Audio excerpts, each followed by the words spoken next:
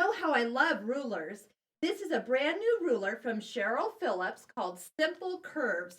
And I love it just because it smiles at me every time I use it. But when I opened this up and took a look at the back, not only does it have examples of different blocks, but it has a bonus pattern included. And that's this table runner that I've done right here.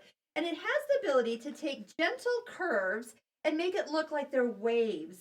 Now what we're going to do is we're going to work in sections. This section here was done all at once. So when we sew it together, we have just a gentle curve to sew.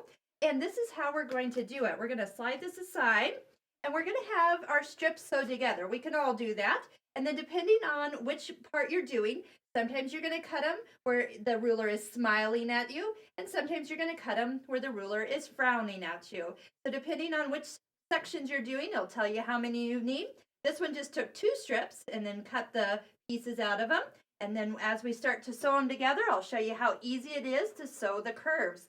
Now I will show you something, a little trick is when we came to doing the actual binding for this, we used the angle finder featured in a previous video that we've done. And you can take a look at how to do these odd corner finishes. And then with the binder, it made it just nice and easy and flat when it was all said and done. Next, I'm going to show you how to sew the curves together. Again, this is a very gentle curve, so it's a great beginner project. I've started off by just taking and creasing the center point of this curve, and I'm going to match it with the seam of the green one that's sewn on already. Take my fabric, bring that up, focus on where the fabric comes together. Now I'm using the Clover Extra Sharp pins. These are nice and long, super fine. It's the only kind you find on my magnetic pin cushion because especially with the batik fabrics, they just slip through so easily. If you've never had a nice set of pins, treat yourself. It will make a difference here. What I'm going to do is just come up to the edge here. And I'm going to put my other pin in. Come down to the bottom edge. And one. Got a 1/4 inch foot with guide on.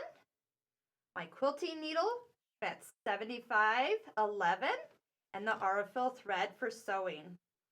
We just go ahead and start off here. This is one of those that you just kind of take your time with because as you sew your curves, you can just go ahead and bring those edges around.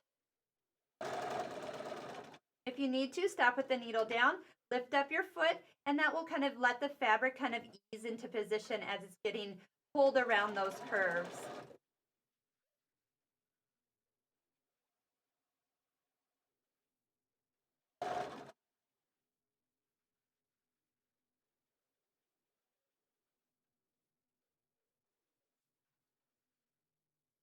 Up, it in.